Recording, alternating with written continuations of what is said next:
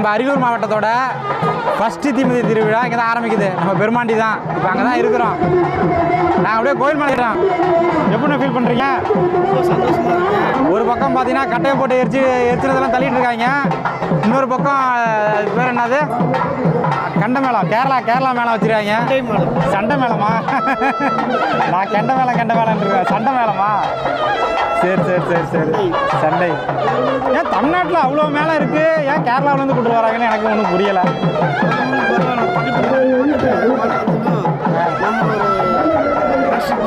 Okay, friendship எல்லாம் நான் ஏற்றுக்கிறேன்.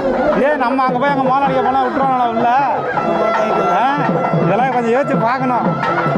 ஓகே, கேரளா தமிழ்நாடு நட்பு ரீதியாக இன்னும் பழக்கம் சந்தோஷமாக இருக்குது.